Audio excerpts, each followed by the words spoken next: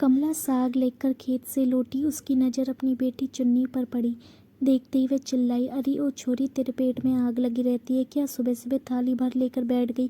कितनी बार कहे भाइयों को खिलाकर खुद खाया कर, मुई सुनती ही नहीं। अम्मा वो दोनों तो अभी अभी सोकर उठे हैं, तैयार होंगे, खाएंगे और स्कूल चले जाएंगे। मैं मुँह अंधेरे से उठकर काम कर रही हूँ। मुझे भूख लगी है, अभी उनके कपड़े भी धोने हैं मुझे। रोटी का एक टुकड़ा दही में डुबोकर मुंह में रखती हुई चुन्नी बोली, अच्छा अच्छा चुप कर, बड़ी आई काम करने वाली। सारा मक्खन मलाई तू ही चट कर जाती है, तभी जंगली झाड़ से बढ़ती चली जा रही है। कमला साग की टोकरी एक और पटकती हुई बोली। तभी चुन्नी के बाबा कुंदाल लेने आंगन में आए।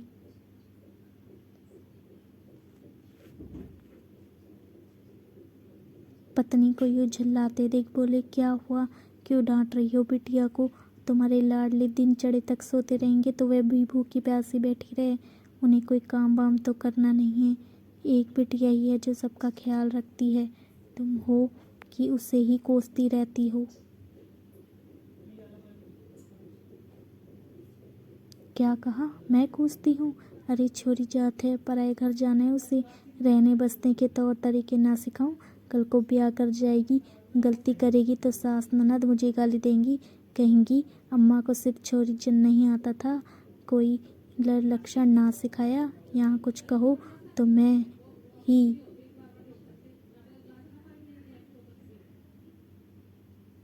कमला अभी और भी जाने क्या क्या कहती कि उसकी बातों को बीच में ही काट कर किशोरी लाल बोले, अरे भाग्यवान, क्यों हलकान होती हो? हमारी बेटी बहुत होशियार है, किसी को शिकायत का मौका नहीं देगी। फिक्री करनी है तो अपने सपनों की करो, सपूतों की करो, जो ना तो घर पर कभी पढ़ते हैं ना ही कभी काम करते हैं। कहते हुए किशोरी लाल कुंदाल उठाकर बाहर निकल गए। उनकी बातों से कमला चिढ़ गई। जब देखो बेटों के पीछे पड़े रहते हैं, जाने बाप है या दुश्मन। कहते हैं काम नहीं करते, बेचारे दिन भर स्कूल में पढ़कर घर आते हैं। पढ़ने में मेहनत नहीं लगती क्या? बेटी जरा दो काम क्या कर देती है, सारा लाड़ा प्यार उसी के लिए। अरे बेटों से वंश चलता है, बुढ़ापे का सहारा होते हैं। कल को जब थक कर खाट मर बैठोगे ना, चुन्नी ना आवेगी तुम्हारी देखभाल करने, यही बेटे काम आवेंगे तब।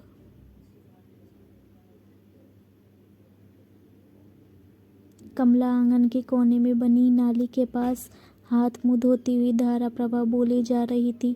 फिर उसने आंचल से हाथ पोंछते हुए कहा, चुनिया तू जा उपले थाप ले, आज बच्चों का मैं अपने हाथों से खिलाऊंगी। जाने स्कूल जाने की जल्दी में ठीक से खाते भी है या नहीं। कमला घी का डिब्बा ले रोटी पर चिपड़ने लगी। चुन्नी झटपट रोटी खत्म कर थान की ओर निकल गई।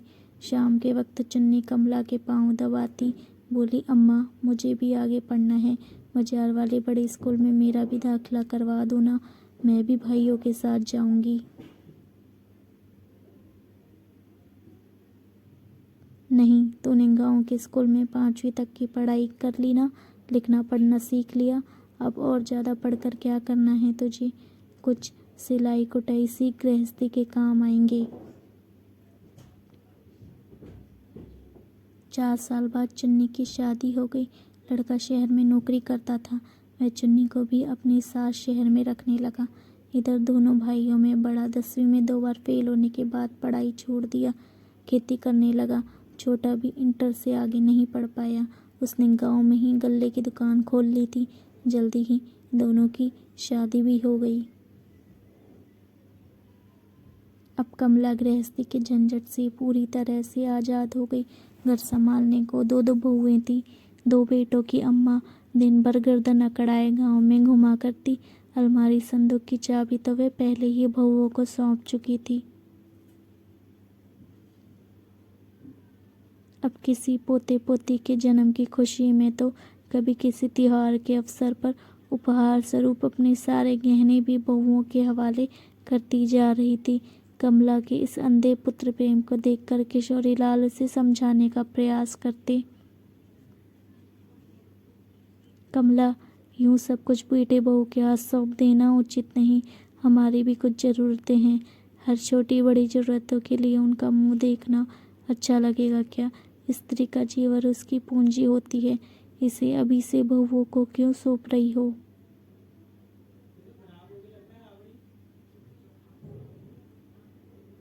कमला को ऐसी बातें जरा ना सुहाती, उल्टे वे पति को ही गलत ठहराने लगती। आप क्यों हर वक्त अपने बच्चों पर शक शुबा करते रहते हैं? औलाद है हमारे, कोई दुश्मन नहीं। जब हमारे शरीर थक जाएंगे तब इन्हें संभालना है, तो अभी से संभालें, इसमें हर्जी क्या है? फिर अभी बहुओं के पहनने ओढ़ने के दिन भी तो हैं। किशोरी लाल ऐसे बीमार हुए कि खाट से उठे ही नहीं। अब दोनों भाइयों में बात बात पर टकराव होने लगा। साल बीतते ना बीतते दोनों के बीच बंटवारा हो गया। खेत से लेकर घर तक एक एक चीजें दोनों के बीच में बांट ली गई। अम्मा उनके लिए समस्या बन गई। कमला के बेटे दोनों सपूतों में से कोई भी उसे अपने साथ रखने को तैयार न हुआ। अंत में उसकी खाट बाहर वाली कोठरी में डाल दी गई। कभी बड़ी बहू खाना दे जाती, कभी छोटी, कभी कभी तो फांके भी करने पड़ते।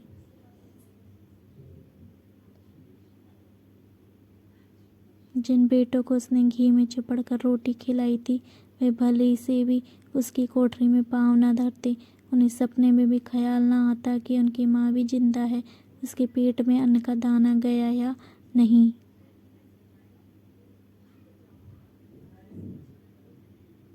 मन टूटा तो तन भी साथ छोड़ने लगा। कमला धीरे धीरे खाट से लग गई। अब उसे चुन्नी की बहुत याद आती। वह सोचती, जाने अब उसका मुंह देख भी पाऊंगी या नहीं। बेटों की बेवफाई से अधिक अपनी नासमझी का अफसोस होता उसे। सबसे ज़्यादा चुन्नी के साथ किए गए व्यवहारों का सोचती। कभी दो पल प्यार नहीं किया उसे। उसकी इच्छाओं को अनदेखा कर सारी ममता इन बेटों पर लुटाती रही और वह तड़प उठती। तभी एक दिन चुन्नी उसकी कोठरी में आ खड़ी हुई। माँ की स्थिति देख तड़प उठी। माँ बेटी काफ़ी देर तक गले लगकर रोती रही। फिर चुन्नी ने शिकायत भरे लफ्ज़ में कहा, माँ, तुम्हारी ऐसी स्थिति थी तो मुझे खबर क्यों नहीं किया? क्या मैं तुम्हारी कोई नहीं? वहाँ शहर में रामदेव काका से मेरी मुलाकात हुई। उन्होंने तुम्हारे बारे में बताया तो मैं तुरंत चली आई। कमला ने चुन्नी की बातों पर कोई उत्तर नहीं दिया, बस हिचकियाँ ले लेकर रोती रही। उसकी कमज़ोर काया ऐसे काँप रही थी मानो अंदर कोई तूफान उठा हो। चुन्नी काफ़ी देर तक खाट पर बैठकर उसके पाँव दबाती रही। फिर सहारा देकर उठाकर हाथ मुँह धुलाया। कुछ फल तथा मिठाइयाँ जो वे अपने साथ लाई थी अपने हाथों से खिलाई।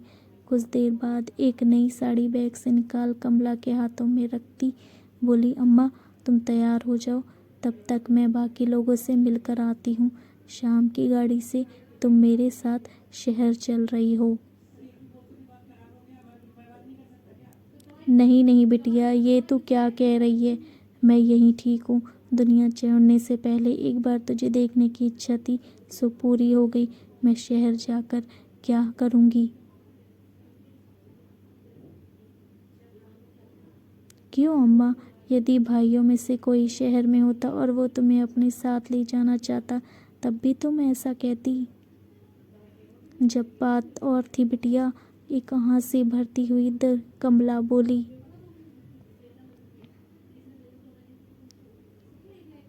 क्यों अम्मा? सिर्फ इसलिए कि वे बेटे हैं।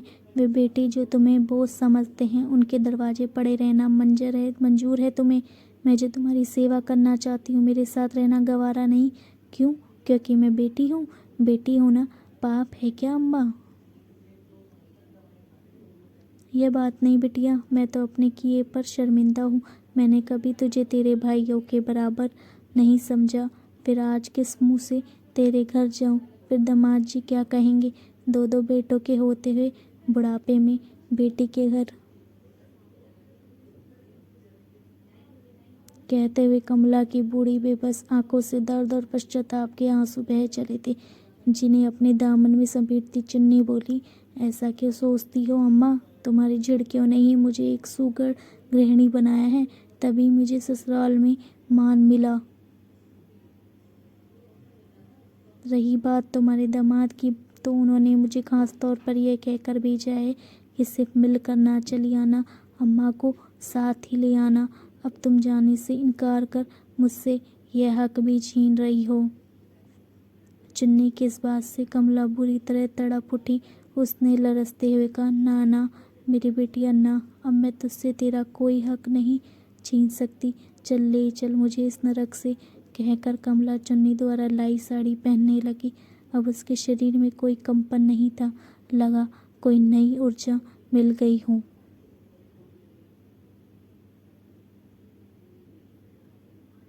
अगर आपको ये कहानी अच्छी लगी हो तो प्लीज़ मेरे चैनल को लाइक और सब्सक्राइब कीजिएगा, ताकि आपको और इसी तरह की वीडियोस कहानी मिलती रहे। And thank you so much for watching. Thank you once again, keep watching.